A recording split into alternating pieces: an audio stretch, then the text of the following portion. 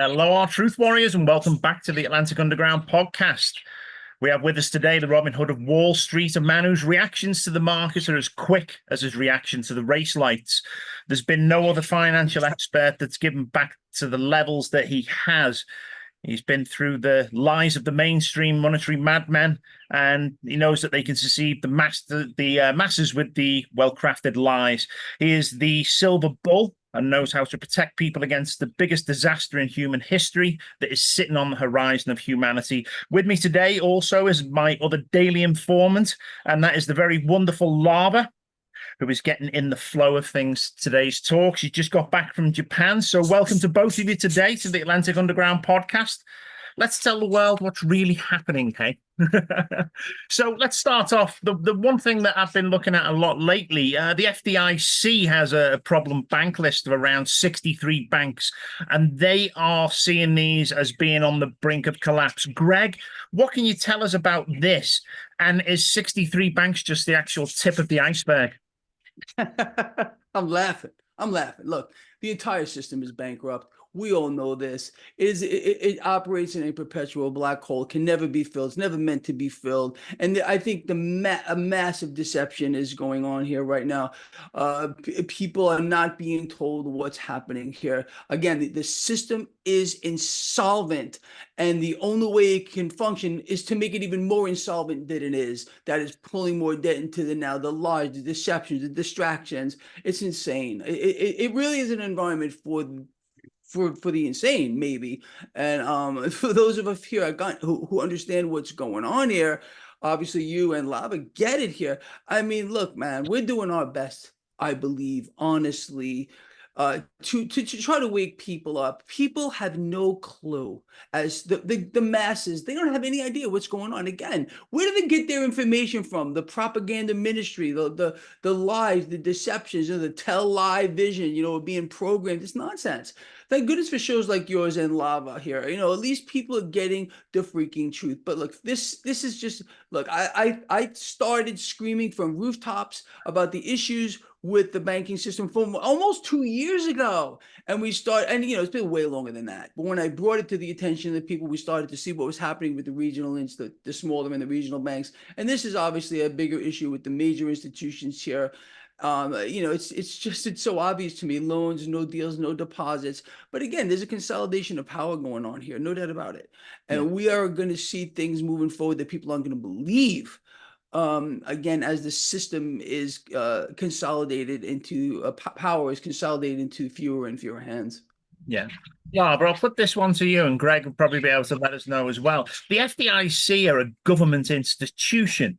Now, would I be right in thinking that if one of our more savvy viewers here knew how to execute a very correctly worded freedom of information request, this institution would have to actually surrender this information, do you think? The information regarding the banks? Yeah, the problem bank list, because that should be under a freedom of information request, a public domain thing. No, they have levels. So they have levels in lists, and there's always clauses as well for the information that they release. So as Greg always says, they've all got at least 2 balance sheets. There's one that we're allowed to know about, and then there's the one that is never disclosed to the public in any form whatsoever. And so they've kind of secluded themselves with this because, as we know, this is all by design that they are doing this, and they have to drive this forward, and they can't do this if people know this.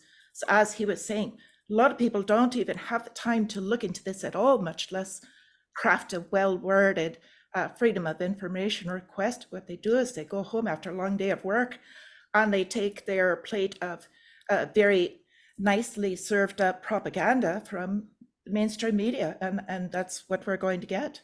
Yeah. No, it is. Absolutely. Let me just follow that up. She nailed this to the wall, man. It's just absolutely true. First of all, freedom of information.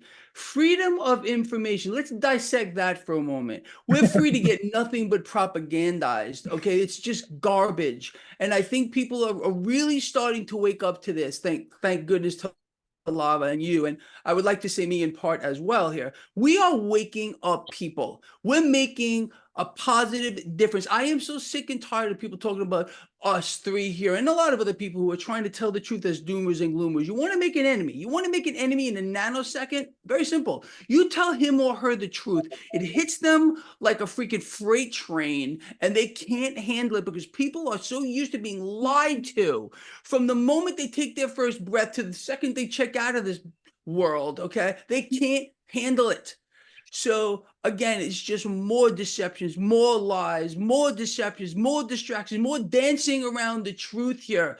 People, look, that's all people want is the truth. And that's what's so frustrating is they can't get it. They thirst for it so badly that they're willing to cling onto anything.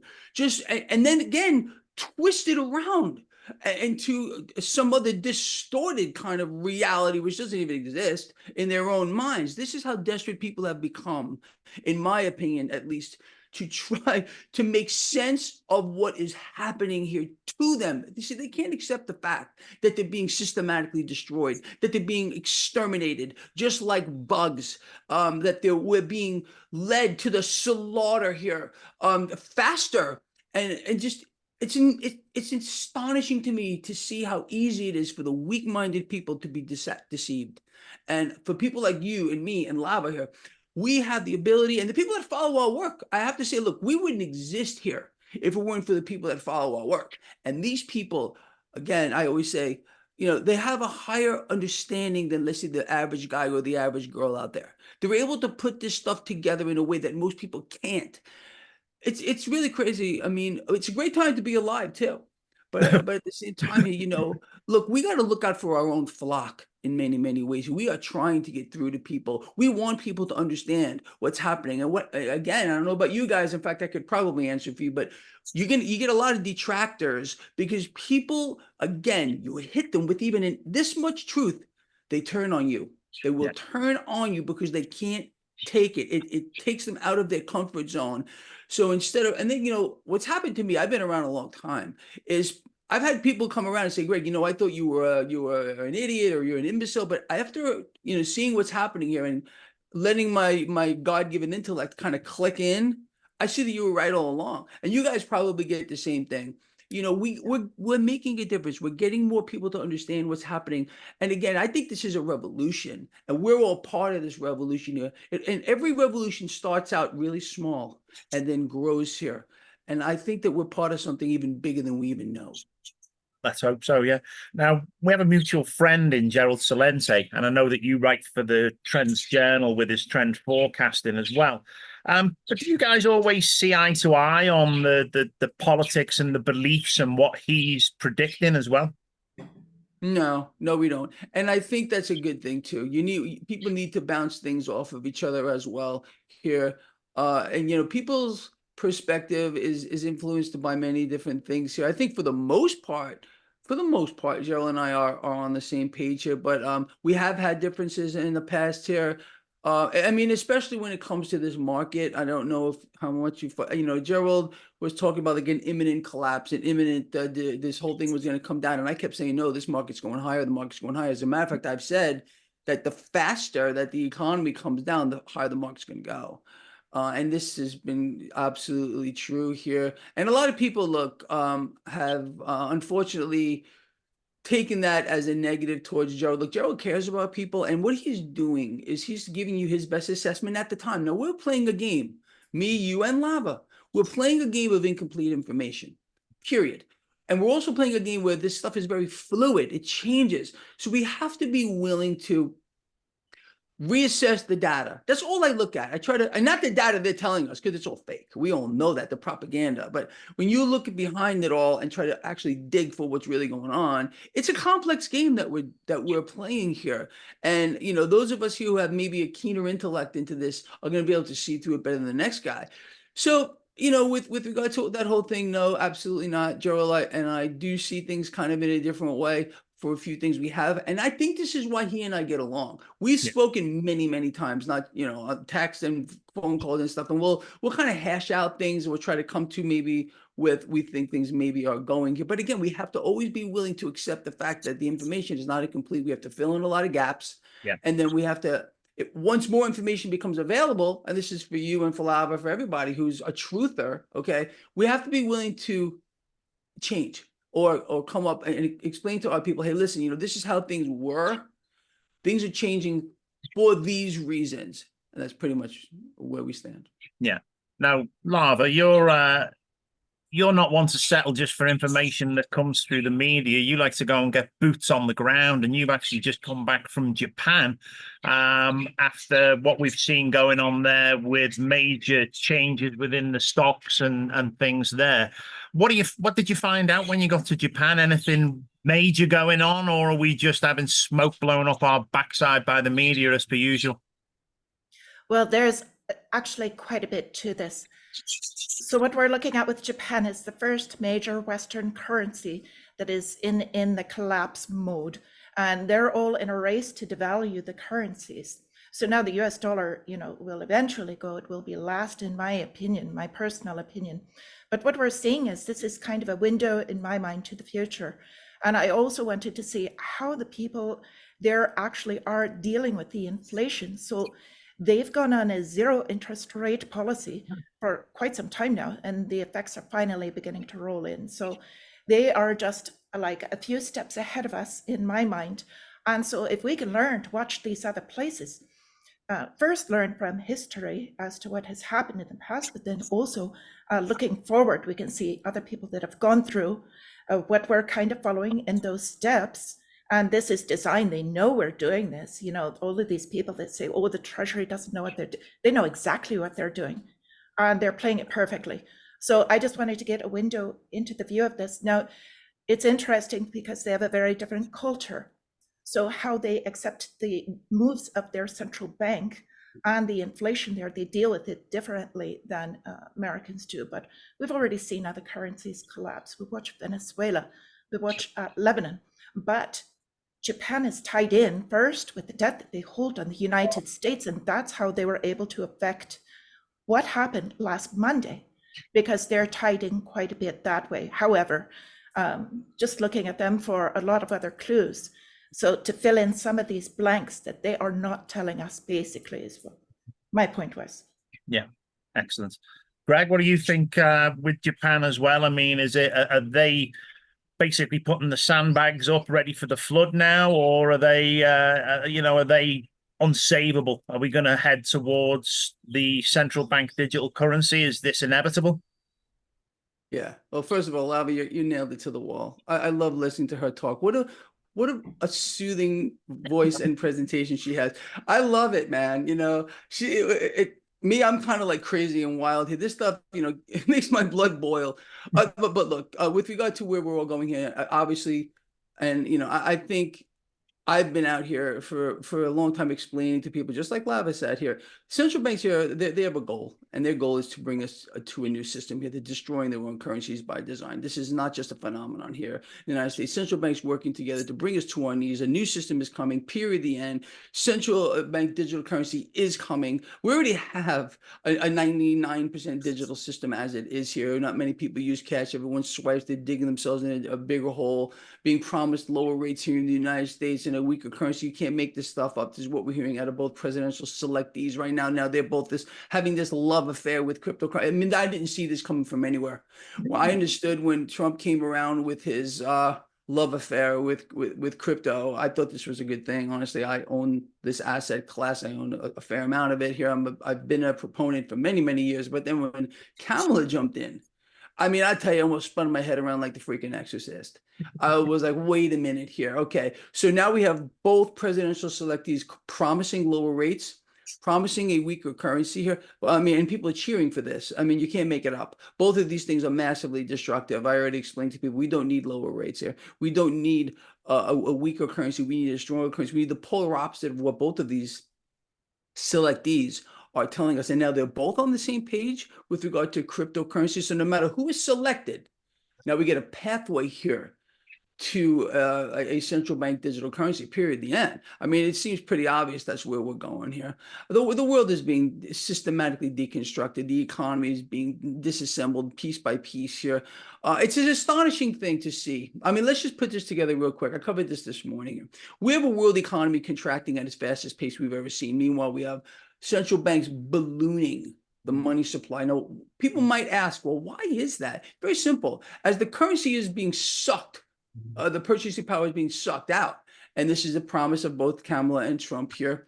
It takes more of these devalued central bank notes to buy anything. So they have no choice. And this is what they want to balloon the money supply. Again, central banks have one goal and one goal only. You both know what this is. That is to become the lenders and buyers of last resort. They are fulfilling that end game. They will have an ally in the White House, no matter who it is. And we're being promised the same things. I mean, look, you can pick on 1,000 different other things why these two selectees are different. But the root causes of the current economic situation and inflation is the same. And both of them are not pointing their fingers at the Federal Reserve. It's always a deception. It's a distraction, dancing around the issues here. So that tells us who they both work. It's pretty obvious to me. Yeah. Lava, they're adopting the approach, both of them, trickle-down economics, and trickle-down economics clearly work because it just... Don't even get me unstarted on that. Right, do her first. But, you know, clearly this empowers the corporations even further to make them even greater profits. And, you know, these corporations are the very corporations that lobby the very presidential selections that are currently running. But at the end of the day, you know, this is not a solution for the very people who are suffering at the hands of the economic downturns, the increases in prices, and the raising within the inflation. Even though they're telling us the drop in the inflation prices, we know that in other ways it's very inflationary, the system that they're using.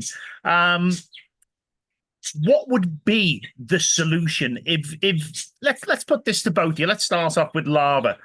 All of a sudden, somebody in the presidential selection cycle decides they actually need somebody that knows what's going on. And they ask you to go in and turn this round to make the country more profitable again. What's your solution? That is a good question. I'm going to actually leave that to Greg for the most part. I think from my side of this, the money needs fixing at the very base of it. And it's not money, it's currency. But basically, they're using it. And I just spoke about this morning, and it's Gresham's law of how it's not actually money because they cannot manipulate real money. So what they've got is they've got this currency in place of it, and we should call it a token because that's what we're going to anyway, so that they can either inflate this, add to the supply, inflate it, which takes away from the value to fight all of these things that they say are on their list, whether it's inflation or whatever. But at the base of it, really, it's just their way of moving the money in a way that they want that value to go. So they pay people with these dollars, if you will, and then they take the value out of it. So they're stealing without taking the stuff back because they don't have to. So the taxation, inflation, it's all silent theft. So in order to fix some of these things, aside from the trade agreements, which I think that's a whole separate discussion, basically to fix the money at the base of it, or who basically is controlling it, which is the Federal Reserve. So I'll leave that to Greg, because I know those are his favorite people. Yeah, Greg, go on. You've just been offered the job at the White House. What's your solution, sir? Well, let me say this. First of all, she hit the nail on the head again. Here, look, here's the situation. I want people to look around a little bit here. Look, I mean, wherever you live in the world, okay, it's the same thing. Gone are disappearing are the mom and pop shops of yesteryear here. There's a reason for that. The corporate agenda is being fulfilled. It will be fulfilled more so moving forward. What neither candidate is going to tell, neither selectee is going to tell anyone here, and this should be glaring in our face, looking at the global economic situation here, the fact that again these small businesses are being wiped out on a scale that we've never seen before. It comes down to the number one economic killer of them all, and that is the weak currency. So it's the currency itself. You want to build up your own economy here. You want to start to see the reemergence of mom and pop shops. We need two things, and these two things are linked together. You can't pull them apart. We need a stronger currency, not a weaker currency. We need higher rates, not lower rates. We have today, here in the United States and pretty much around the world, historically low rates. How has that been helping the middle class here? It isn't. They're being systematically erased. The currency being destroyed, which, obviously is the goal here of central banks here, as I've been talking about for 10 freaking years here, we've seen, because of these two factors, we've witnessed the corporate structure emerge, and the loss here of the mom and pop shops. People are struggling. Again, this is grand theft on an unimaginable scale. And this is what Lava was alluding to just a moment ago here. When you got a situation here where, look, there was a time where people used to rely on an interest earning account to keep them above water with regard to the rate of inflation. And now, again, anyone that has an interest earning account, even a high yield, okay, they're guaranteed to lose purchasing power because the actual rate of inflation is exponentially higher than what they're telling us here. So what's happened via this mechanism here is not only a destruction and a wipeout of the middle class here and small businesses here, middle-sized businesses as well, in favor of the large corporate structure here.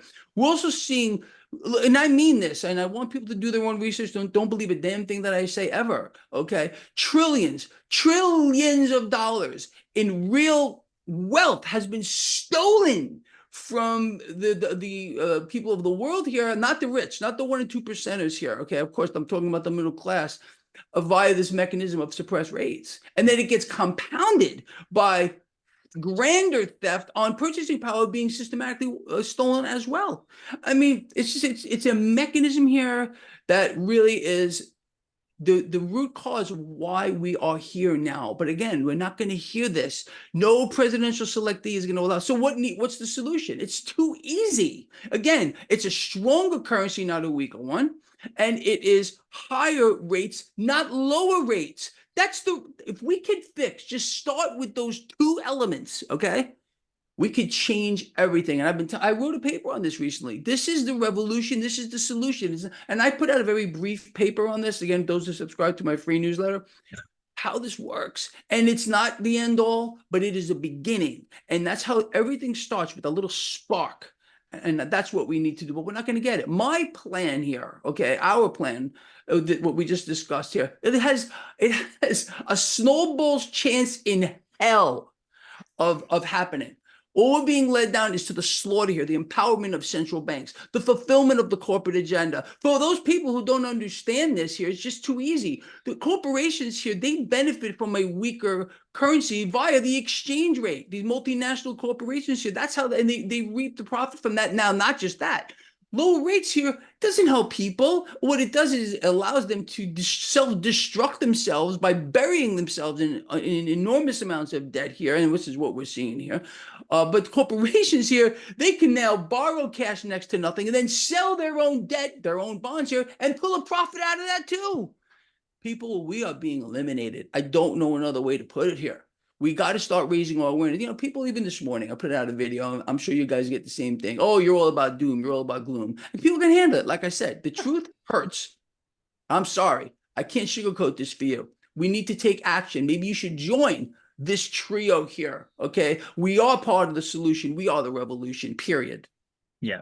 Now, silver has always been the underdog, and we're well aware that the likes of HSBC, Scotiabank, and Deutsche Bank are some of the main manipulators of the price of these metals.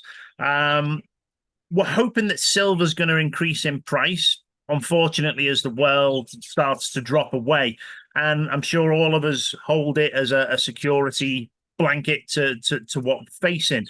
But what my concern was, and what I've kind of been playing in the back of my mind for a while, we know it's inevitable that they're going to bring out this central bank digital currency.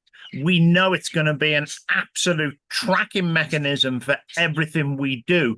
How do you see us transacting with silver, physical silver, at the point of this central bank digital currency? and everything else that's going to be rolled out with it.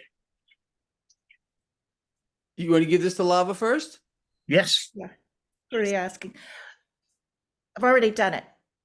So you just hold physical, and it basically works the same as barter system. So you don't have a credit card where it's going to transfer your silver. So it'll be different for a lot of people that are just used to swiping their cards. However, I was in a small town. I actually bought my last truck with bars of silver because I spoke with him, did the current rate, and he was into it as well. And sometimes what I'll also do is when I'm out, like I'll tip with it, or I'll always ask people. So you just want to give them something of value, and a lot of times you can get them on board with it. But by using this, I also can kind of open up the conversation a lot of times. And I get a lot of no's, but that's fine. But you're just going to the barter system, basically of trading. I've traded eggs, I've traded, sometimes people, I ran a business and they couldn't pay with cash, and you just switch, and it will happen. It will happen. Yeah. So, I mean, do you think that, like, at this stage, people should start in their community trading silver now and making sure that the barter system's in place before this even? Absolutely. Absolutely. Yeah. So the number one thing that I think is most important to get around this is community. If you don't have community, I don't think they're going to make it through it. See, a lot of people, some of them write me, oh, I'm going to, whatever, lone wolf it. Well, I'm kind of solitary myself, and even I realize the best thing you can do is community. We're starting right here. You've been in with our discussions, and we're just growing this group, and it's global. Global, because that's what they're doing, is global. So start first with your neighbors, of course, because if that's easier for you, and then go out from there is what I suggest. Your view on that, please, Greg? 100%. I mean, look, this... I love the game, all right? And I've told people this a million times. I'm a competitor. Again, I'm a drag racer, as you know. I like to compete in things. Competing in things, I don't know. I just like the challenge. What can I say? I don't know the way to put this here. So I look at the current situation here. From a financial standpoint, look, I'm not all about just the stock market. Of course, I'm a massive proponent for gold and silver. If you don't have this stuff in your portfolio, you're going to lose. There's no way out of that here. And with regard to community, man, again, I'm in the markets because I like it. I like the challenge here. But the greater thing here, the greater good, or whatever, however you want to word this here, is we need each other more than anything else, period, the end here. Without each other, we are going down. And again, just go contrary to what they're trying to do to us. The divide and conquer mechanism is ancient. It's pre-biblical, okay? It just goes back to as far as you want to go. This is how the few have controlled the many since time immemorial, okay? They do not want, and they will do everything in their power to keep people divided, to find any reason to cause this group of people to hate this group of people. This is the destroyer, okay, of man. This mechanism of division, hate, deceit, jealousy. You want to talk about it? We can go off on some kind of a philosophical discussion as well here. But this mechanism here it works. People are too easily duped. They fall back into their primal instinct. It's so easy. I mean, this is what, again, both presidential selectees are doing, okay? They're playing on their so-called base. And even though, again, it may be a bit of the population, this is contagious, okay? Hatred in many ways is contagious. If you don't have a strong foundation here, if you don't understand what's being done to you, and in the foundation, I mean, having understanding that we all do have a single creator here, okay? That should be our foundation of our entire life. This is my foundation, obviously. And then everything bleeds off of that. Now, with regard to the market, yes, I like to be in here because I like to compete in it, okay? I find it a challenge. But the greater thing, what we all need to do is we need to unify. We need to decide for ourselves. And I've been telling people this a lot lately. We can choose what we want to happen here, but we got to make up our own damn minds. Do we want to be led down this pathway here of hatred and this destructive path that we're all on, or do we want to do something different? It seems like, again, they got two polarized groups of people here, and this is the design here. who are responsible really for bringing down the rest of us in many, many ways. And I'm really hoping that people are going to listen to this talk that the three of us have had and come out of this understanding that it goes so far beyond the financial markets. Now, with regard to, gold and silver and stuff like that and commodities, I've been telling people this, I don't know how long. You need to have commodities in your portfolio. You need to have assets that are massively undervalued, and you can't just say it. You have to understand why. I mean, I just look at some basic metrics. You all know this probably here. I look at the Dow. Where's the bottom here? We know that the market is completely detached from any kind of reality. And these price action distortions are really going to get worse, being that we're being promised by two presidential selectees that we're going to get a weaker currency, that we're going to get lower rates here. Just creates more distortions here. So the market obviously is going to benefit from that. Corporations are going to benefit from that. Inflation is going to continue to go up. Again, central banks have no choice, and this is what they're doing. The economy is slowing down worldwide. They must balloon the money supply because the currency is being sucked dry by purchasing power. It's a vicious cycle. Now, eventually, again, the meltdown that everyone's been looking for. Look, the deception is huge. People look at the stock market. They think the economy is great. Again, it's been a common theme for quite a while. Oh, yeah, look at the stock market. Rah, rah, rah. The economy's strong. What's the lie? We're a house of cards being built over a pool of gasoline. Is going to go off. But the real explosion here that's going to take down this house of cards is not going to begin nor end in the stock market. It's going to start in the debt market. The debt market is the key. The debt market is the linchpin. The debt market is where everything else derives value from. So everything outside the debt market, therefore, becomes a derivative. You understand? This is how I understand things in financial terms. I mean, it's too easy. I've been telling people this whole thing is too freaking easy.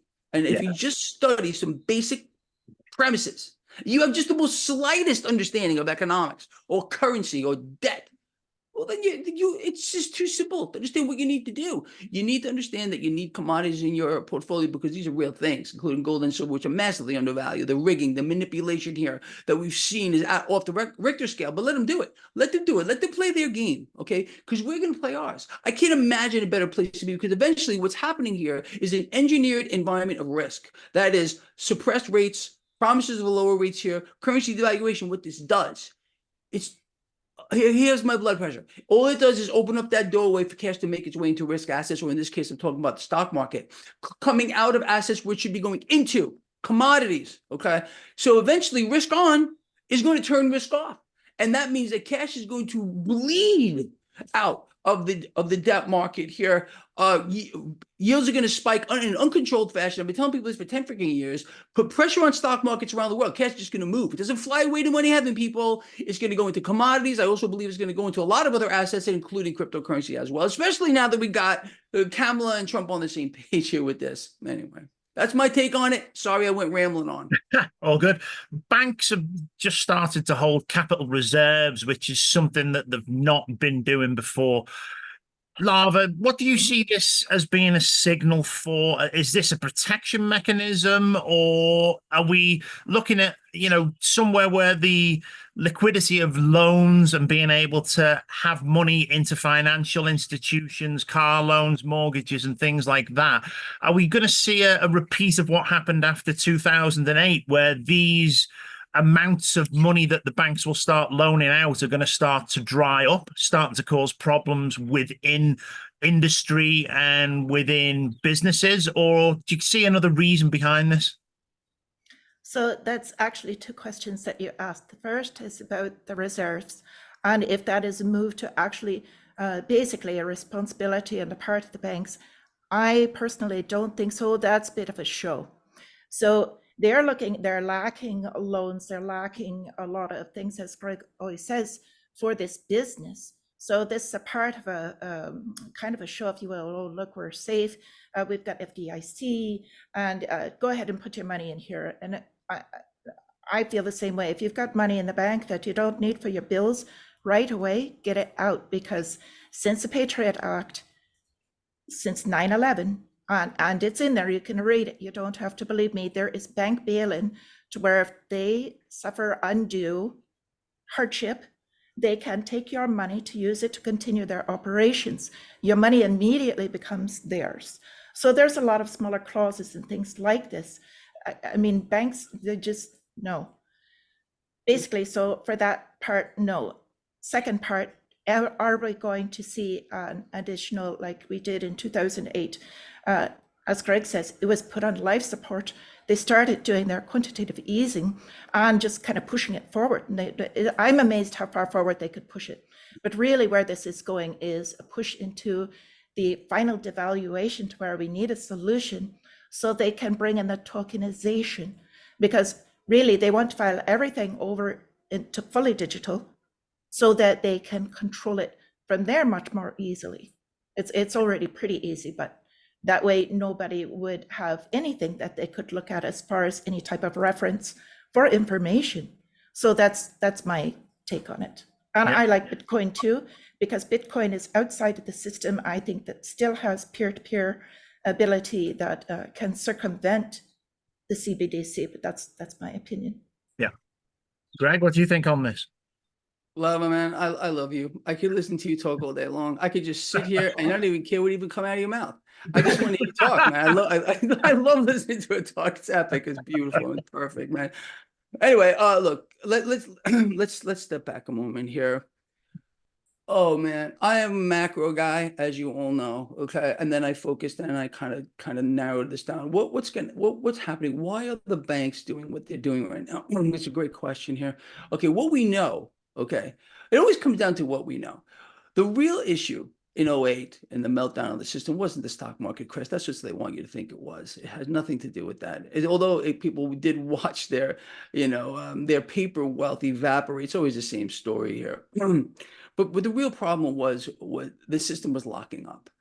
We were entering into a credit freeze. This whole system, again, interbusiness lending was stopping. The flow of credit or the flow of debt was locking up, henceforth why they injected billions of cash into the system to try to free up the credit market. That's what's happening here. The banks understand where we're going. We're going to face this moment again, but this time there's no solution. They can't inflate out of it. This is why we're moving into a new system here. Why this current system is being deconstructed. What people need to understand is that's the threat. The threat and how they're determined to bring us to our knees, in my opinion here. They want us to beg. Problem, reaction, solution is always the same. Okay. It's just never going to change. So what's going to end up happening here, again, is we're going to get this meltdown on the debt market that's going to sell off in a rapid fashion. As I had just outlined, I've been telling people this for 10 years. Stock markets around the world are going to collapse, of course. But what's going to happen is the flow of credit through the system is going to stop. And that means when people go to their institutions to try to get cash out, whatever they're going to have on hand, maybe they can get it out. But because the system is already 99% digital, they can't get nothing. You're going to more than likely, you will not be able to use your debit card. You will not be able to use your credit card here. They're going to bring us to our knees via the system, a credit freeze, a liquidity crisis on a worldwide scale. That's what's really going on here. That's what they're leading towards. They want this. You see the riots that we're seeing in parts of the world right now? People have had enough. We're going to see this everywhere. And not only are we going to see it everywhere, this is what they want to do so they can have an excuse to move in here with the military and extort more control out of all of us here. Surrender your liberties and your freedoms and we'll take care of you. All right, don't worry about it. And also, we have a new system for you. They got it. What they're doing here is a crime. It is a crime on a level that it can't even be imagined here. Theft on an unimaginable scale, again, what central banks are doing, the deconstruction of the economy, the people being led to the slaughter here, putting their faith in false gods and idols here. And many people believe that, well, at least one of these selectees here in the United States is a divine entity. Really, you can see how some religions can be developed there anyway. But going back to it, again, putting their faith in the wrong spots. But the fact of the matter is, if people have to be prepared for a worst case scenario. And the worst case scenario is going to unfold itself with a liquidity crisis. And I really think that's where we're going here. It's too obvious. Let's talk about what's going on. We have central banks around the world ballooning the money supply here. We have debt being piled on, and I did a whole piece on this morning. It's not going to stop. It's the nature of the beast. Once this system is intervened, okay, that's it. We lock up here. The nanosecond that this happens, the moment that this happens, people are going to think, oh, I'm going to go to the store and I'm going to go get water and food. No, they'll be cleaned out.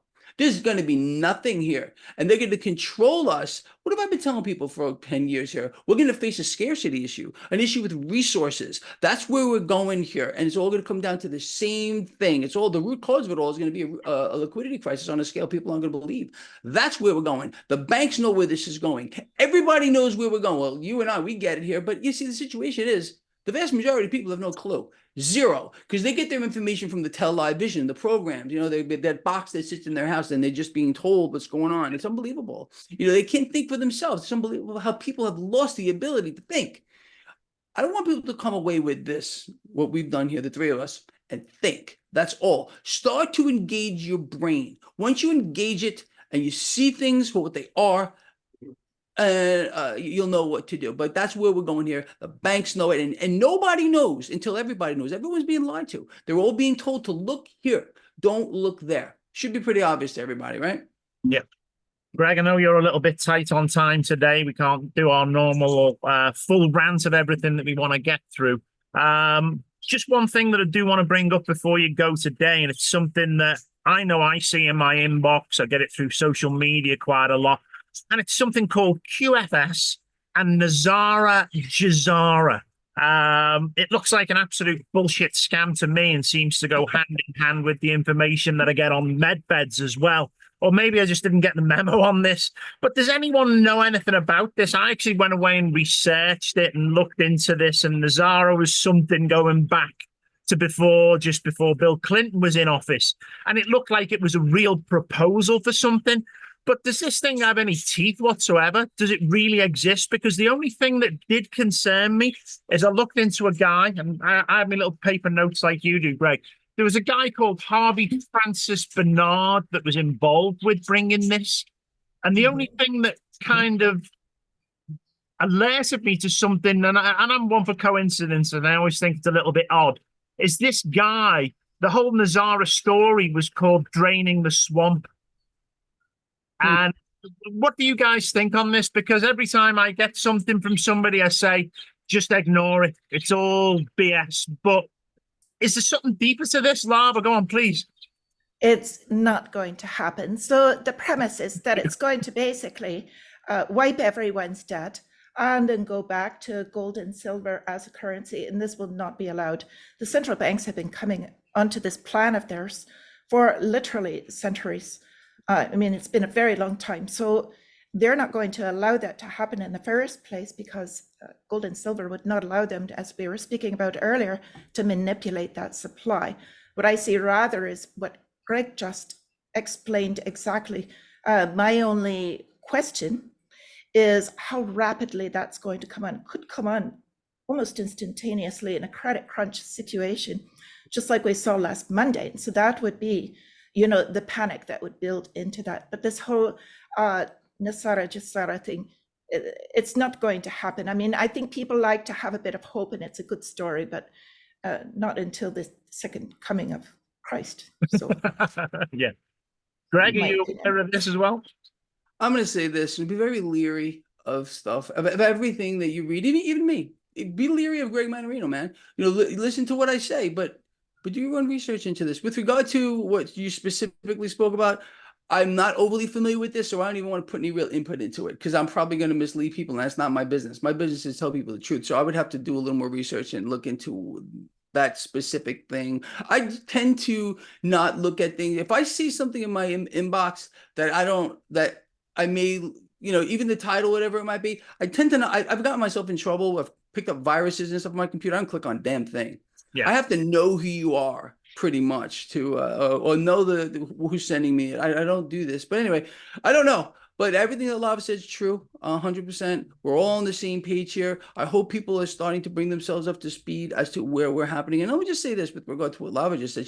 The question, it was a perfect question. The question is, look, I believe, as always, they're going to hit people with something really hard, really out of left field, and that is kind of how they operate here. So we don't know when we're going to see the entire thing stop. We just have to be ready for it. Okay, we know it's coming. We see it before our eyes. It's a slow. It's like the boiling frog, you know. But you got to be ready. at any moment. You must have the high ground always in life. I don't care what the endeavor is that you're doing here. You got to have that high ground. And again, then maybe be willing to change your perspective on things based on information. But you always got to have that edge, man. That's just my take on it. But absolutely, we got to be ready for it. Yeah. Period. The freaking end. Greg, I know you've got a very important meeting following on this. Many thanks again for coming on. We'll let you go. I'll stay on with Lava for a couple more questions. We always appreciate your input here, and hopefully we'll get the message out to people and people can protect themselves. We can only do what we can do, and that's what I always say. So thank you very much. We need more things like this, man. Anytime you want to bring Lava on, I'm here. All right, Lava, I love you. You're fantastic. I mean, it's amazing. Dude, love you too. I'll see you guys later. Thanks, Greg. Take care, mate. Take care. Soon. Love you. Okay, Lava. Well, that was great. It's a shame we couldn't keep Greg on a little bit longer, but I think the information was really good there. Property prices. With what's coming, we know that they are going to continue to pump the stock market. We know that there's going to be trillions of dollars pumped in overnight every time, like we saw with the drop in the market the other day. People started to panic. Everyone was writing to me. Everyone was asking me what was going on. And I just said to them, I said, wait till tomorrow. I said, you're going to see a completely different picture because there's going to be trillions pumped in overnight and these markets are going to shore themselves up. But this is going to continue. And obviously, once we get into the presidential point and the cycle gets to where it is, we know that the economics that they're going to be pushing is going to be very stock market positive. Are we going to see an increase in property prices? Are they going to continue to go up? Or are we going to see a downturn within the property market because of what's happening with commercial real estate? Are these two connected at the hip? Or are we going to see houses that are privately owned still increasing as the commercial market drops? Well, first, real estate is a local thing.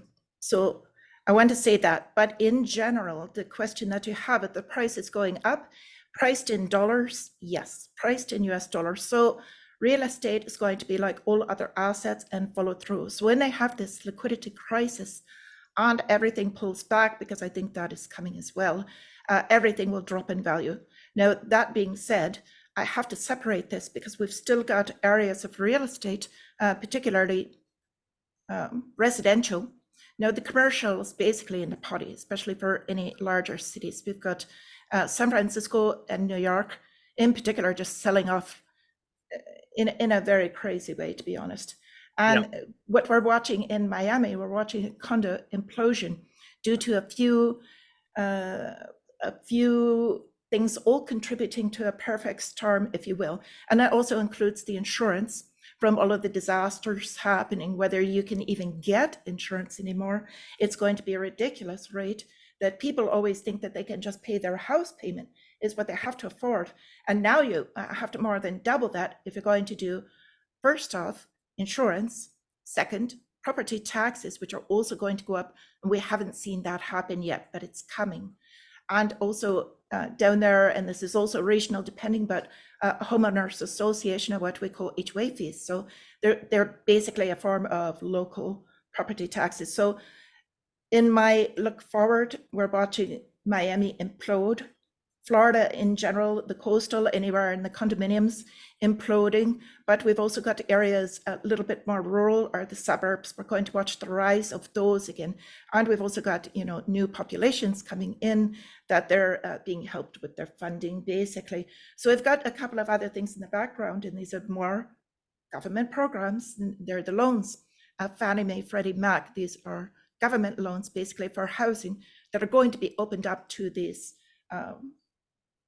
however they're going to term it, but basically lower affordability, if you will. And so however they put that out, that's another form of quantitative easing that they're going to be pulling forward, and also very inflationary. So with that, pumping everything else up again in the unit of US dollars. Yeah. I'll ask you while I'm on now, is my sound still okay? I've got a monster of a storm going on around me. Oh, wow. The rain absolutely pouring down. Can you still hear me okay? Is everything clear? You sound great, and no, I can't hear the storm behind you even. That's amazing. Yeah. So Everything went grey and the rain started coming down very heavy, but that's good. As long as the sound's good, we're going to carry on. How does the pumping of billions and trillions of dollars into the markets, like we saw the other day, the markets dropped, everyone panicked, trillions got pumped back in, and everything come back to how it was again. But we know the central banks are the very source of doing this, to create money out of nothing, they're pumping it into the system. How does this create stability as a temporary measure? But also, how does this create inflation? Is this money that they pump into the markets expected to be paid back by the taxes of the public? Or is this just some kind of private enterprise that they have by having a trading desk themselves on the stock exchanges? well, it's highly inflationary. They've got their own printing press. It's the only reason that it's gone on this long and they are allowed to have continued this for this period of time is because currently the US dollar enjoys the privilege of being the reserve currency of the world. And that's not going to hold it for much longer. So in the old days, prior when people had sense, it was all relative. The debt was relative to what we could produce, meaning like the GDP, what we actually produced. Now, lately, the GDP has also been juiced in the numbers because they're counting everything that we're sending over to Ukraine, all of the war stuff, and I've spoken about this also. And so it's being counted in the numbers of what we're producing, but we're not actually trading or producing goods to where we're getting anything back. So that is also highly inflationary. And this imbalance, this division is just increasing by magnitudes. And so the cover story is, taxpayers were making revenue and then we're going to tax the billionaires and they'll pay for it. Don't worry about it. No problem. We've got it forward. But historically, they introduced taxes onto the billionaires so that people will pass it. And they're not the ones that pay it because there's always loopholes. They don't have to. So it shifts down. And that's, if there's any trickle down economics, that's what it would be, is that the burden of cost goes down again to the middle class. And that's why they're getting wiped out. So that's hopefully good enough answer. No, that's fantastic. I mean, it's not sustainable. Surely it's not sustainable. I mean, I look at the debt bubble that's being created from this, and it's being inflated and inflated to levels where this financial system has been weaponized against humanity. And quite clearly, when it goes, its destruction and its power is going to be something that it's never been seen before in human history. It's going to cause so much damage globally that I really don't think people are aware of how great a risk they're at if they don't protect themselves right now by holding certain commodities. If we were going to advise people on what commodities they should have exposure to and in what forms, what would you recommend? I'm going to kind of summarize it rather than picking one or two assets. I have my favorites, but basically in these times, anything that has value that you'll be able to trade when times are tough. So I'm not so much as fond of, say, artwork pieces of that. I'm more fond of, some people, it's ammunition, and that falls under precious metals, gold, silver, food, even canned food or food that can last for a time. Anything that is tradable. You have chickens for eggs production later, skills count. So if you want to learn some skills that will be needed in the future, that all counts to become part of that community again. And basically what we're looking at is going back to being able to provide something, whether it's service or product. So anything you're going to store will be for trade. So if you think about what you might need in the future, if it's medicines or something, you need it, what are you going to have to offer them? Yeah. absolutely. The introduction of this central bank digital currency, is it something that they could introduce before crashing the system, or does the system crash have to happen first before central bank digital currency can be installed and replace the system that is already in existence? Well, they'll have it ready to go. So Yeah. they've been long in producing this. They've already got what they call Fed now, which is basically the rails that it's all going to run on. They've been testing with the banks. First, they had like what they would call their beta, if you would. And so they test with maybe a couple of dozen banks, did all of the transactions through this very quietly. And then there's a lot more in the banking system, but basically they've already tested this out, and they've already sent out the instructions to all of the banks, including a lot of the credit unions, and the ones that don't comply or won't go in will get merged, sold off, or closed. And then all of their assets will be sold to the larger banks that are playing along for pennies on the dollar. And that's how they move all these assets. Yeah, no, that's it. What does the consolidation of these massive amounts of silver and gold to the BRICS nations, members like China, India, and Russia, tell you in regards to their plans? Oh, I don't have to deduce it because they've told us directly out several times that they are looking at alternatives to the US dollar in trade. They're trading in their native currencies. All of the ones that you mentioned all have their own central bank digital currency already. So they're already in place with all of this. The only reason they're holding off is a large amount of their reserves are still held in US dollars or US debt, because they were all duped back at the time with the petrodollar when that was brought in to say, no, if you want to purchase anything from us or oil, because we're protecting it with our military, you have to use US dollars. So they all stockpiled all of this so they could have large amounts of trade. So now they're just kind of winding this down a little bit. And I think once they get to a certain point, they've already got their agreements going in place, basically to where this could happen relatively soon. So their amounts of trade that they're conducting are already out of the scale. The only thing I believe that is holding them back right now, and this is another thing that I saw when I went over there, is the deployment of our military. So the United States military now is on two completely different fronts, in actuality three, because we've got them in three physical positions very far away from each other.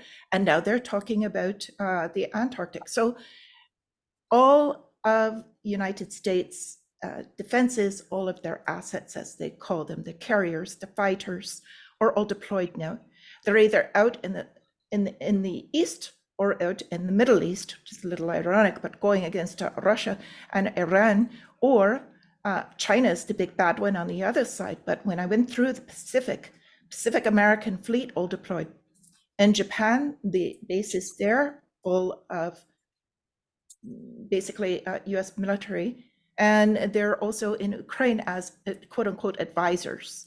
So now, since they sent our advisors there, this is another thing to bring up, then all of a sudden the tide is turning and Ukraine is doing well again. So it's our people are over there and fighting their wars for them. So speaking about the wars as well, obviously, and again, we could surmise this as just being the war drums being beaten, but Iran have promised a retaliation attack back against Israel. It wasn't immediate. It still hasn't happened. But is this an empty threat, or is it all strategically planned to tie in and time with certain events that would trigger things like the price of oil?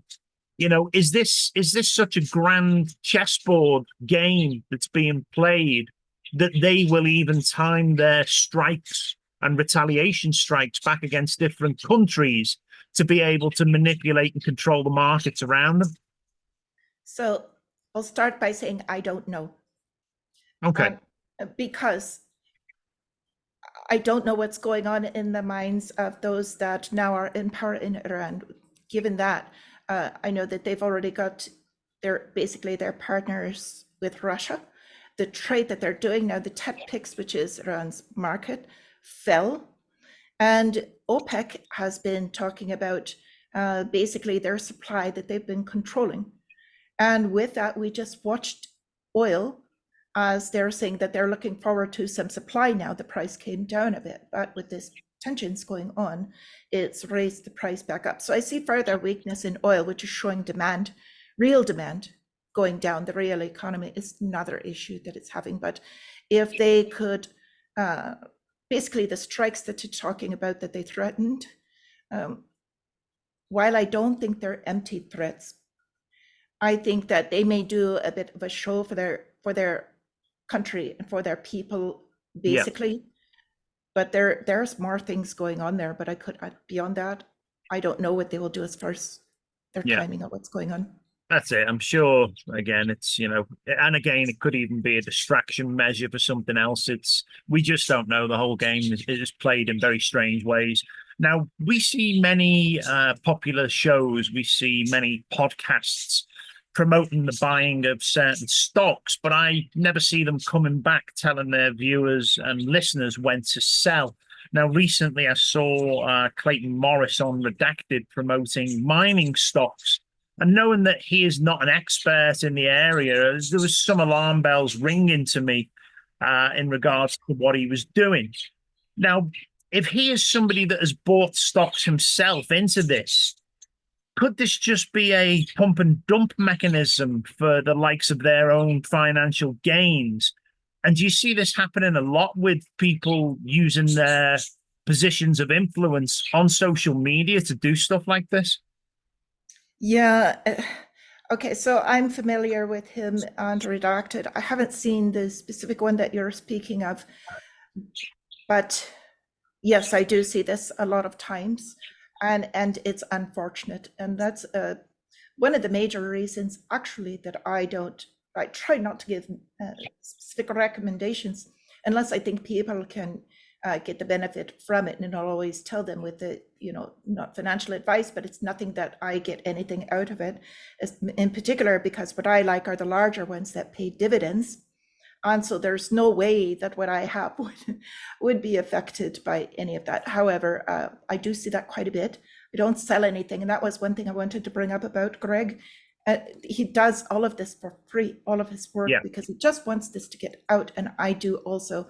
We have nothing that we're selling, don't have any courses or any of that. Everything we do is free because we want people to know and understand. And so I think that's a big part of it. But unfortunately, I do see people that, kind of pump their own stuff and, they're trying to make money, but you have to be aware, the viewers, unfortunately. And so, that's it. Especially cryptocurrencies. Yes. Yeah. The meme stuff. Yeah. Yeah. I mean, where do you see cryptocurrencies going? I mean, it certainly looks like the influence that Donald Trump could have, should he be elected into office, would help skyrocket cryptocurrencies. Would it be in tandem that the cryptocurrencies would all rise, or is it likely that it's only going to be, certain specific cryptocurrencies that are going to increase in value during this period of time? Well, that's they work a lot like the market does. So you're going to have, rising tide floats all ships. That works with cryptocurrency and also with the stock market in general. But you also have your minor ones within that will move separately. And so I like to make and everyone does, that is into cryptocurrency. They make a major delineation. There is Bitcoin and then what they call altcoins. Yeah. So if it's not Bitcoin, it's an altcoin alternative. So I really like Bitcoin because I understand it and what's behind it and the accounting principles. I understand it was funded originally with DARPA and government funded project, but I also am familiar with Hal Finney and the project team and what went on with that. So with that, I think that it has the best chance of being the one that can transact outside of government control. It's not completely private, but anyway, I like Bitcoin. I'm not pump and dumping that. I do think it could come down to a lower price. I look at my my basically technical analysis, and it looks like it could go down as much as 52,000. But if that happens, gold and silver will also be dumping. We're going to have, a lot of other things, commodities coming down as well. And that's going to be our opportunity to buy in. So you have to shop around and know what you want first. So my big thing, I'm shopping for real estate. And then also I have some cryptocurrencies, gold, silver, and other things along with that. But that's my personal choice. So that's it. So did you mention then that DARPA were involved in the development of Bitcoin? The funding, yes. Funding of the research was an original government program back when, because they were looking at a different way to control and move to digital currency back then. Right, I see. And then, I mean, blockchain is something that is always said to be incredibly safe, but with leaps and bounds in quantum computing at the moment, and computers becoming more powerful all the time. And, we look back, let's say we go back to the Second World War and we look at the likes of the Enigma machine, which was said to never, ever be able to be cracked because the code was so incredibly sophisticated that nobody would be able to break it. But eventually that there was a way to break it. Is it possible that there is risk within crypto, within Bitcoin, especially now we're aware that DARPA had some kind of involvement in it, that the likes of the advancements in quantum computing could be something that could actually eventually hack into this? Yes, in charge. So I think that would be the one true thing that I have people telling me, that Bitcoin is going to zero. But the quantum computing would take so much energy. I think it's a time off. I'm not going to say it's not going to happen. I'm just saying it's not going to happen anytime realistically soon, and that they would be able to do that. So at the base of it, what Bitcoin really is an accounting system that no one can mess with. So at that time, they can do that with the quantum computing. That means basically with like artificial intelligence, they will be able to crack it and make it worthless, if you would. But I still like it better than printed dollars. It's done me very well. So well, we know what's going out of fashion at the moment, so we can see that, the weakening of it and where it's going, and the fact that they have this central bank digital currency already in place to take over the cash society that is now massively inflated in its debt. But it's a very strange world that we live in. Well, anyway, Lava, this has been absolutely incredible. I think Greg was over the moon to see you today, and he was very happy as well. It's a shame he couldn't stay. I was hoping to get him to get the Les Paul out and give us a tune, because it is my goal at some age to get him to play the guitar on the podcast. we'll get him one day for that as well, and again, we'll invite you back when we get Greg back on again. And I would love that. I wouldn't be here if it wasn't for him. I have to say this. None of us would. Definitely. That's the thing. None of us would be. I started following Greg when I was buying his books in paper format, going back to 2013, and I started following the principles and the advices that he gave us back then. And he's been solid. He's been there, and his advices have been fantastic over the years. And it's great now that we can all sit around the table and discuss these things. So, he's been a great guide, and the amount of people like myself and you who have come out as well now to be able to discuss these things and bring these things to light to people. This is his doing, as you say. It's been fantastic. So thank you once again. Is there anything that you would like to tell us before we go? Is there anything that I haven't asked or covered today that is key and important that you think people should know? I think you covered everything. And again, I just want to mention the one thing is the community. And if you can, just like this video to make sure, please, that this gets out, because we need to get this out to as many people as possible. If you can, share it on your social media and subscribe if you haven't already. I mean, you're going to hear from us more in the future. Hopefully if you invite me back. But what we can say to all the people that I send these videos out to, And I always say, like it, share it, make sure you subscribe, get it out to your friends.